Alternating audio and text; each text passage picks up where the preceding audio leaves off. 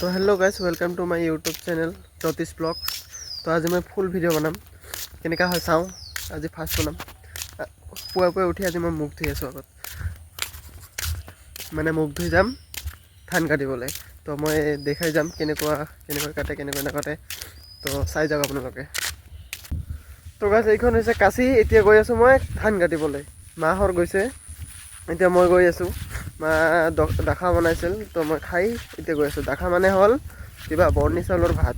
আপোনালোকৰ ইয়াত কি কয় ক'ব গাইজ। তো মই এতিয়া যাই দেখাই আছোঁ। তো ফাইনেলি আহি পালোঁ গাইজ। মানে মা বাবা আৰু ভণ্টি কাটি শেষ কৰি দিছে।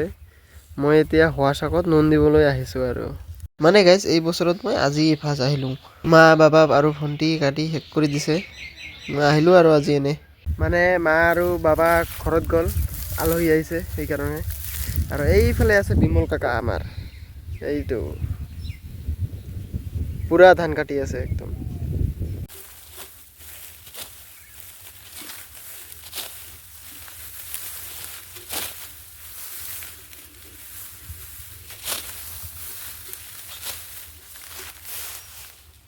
তো হৈ গ'ল গাইজ, ময়ো এতিয়া ঘৰত যাওঁ, মানে কামত যাব লাগে। যদি গাঁৱত থাকি যদি খেতি বাতি নকৰা বা ধান কাটিব নাযোৱা, ৰোৱা কাটিব নাযোৱা, তেনেহ'লে গাঁৱত থাকি লাভেই নাই, নে কি গাইজ? তো গাইজ ধান কাটি আহিলোঁ, এতিয়া আমি খাম খানা।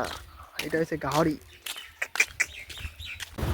তো গাইজ মাংসটোতো আগতে লৈছোঁ, এতিয়া ল'লোঁ আলু, টমেটো, আদা, হাবি জাবি আৰু এতিয়া গৈ আছোঁ। তো এইটো হৈছে গাইজ গাহৰি। এতিয়া আমি এইটো দিম বইল কৰিম মানে। দে ঢালি দে, বঢ়িয়াকৈ দিলোঁ। এতিয়া আমি বইল কৰিম। মানে গাহৰি খালে গাহৰিটো অলপ মানে বইল কৰিব লাগে, বইল কৰিলে মানে চাফা হয় আৰু। ইয়াত ৰান্ধনি আছে আমাৰ সৌৰভ ভাই, সেই তো গাইজ মাংসখিনি বইল হৈ গ'ল ইতিমধ্যে। এই যে চাওক, লাহেকৈ নামেই আছে।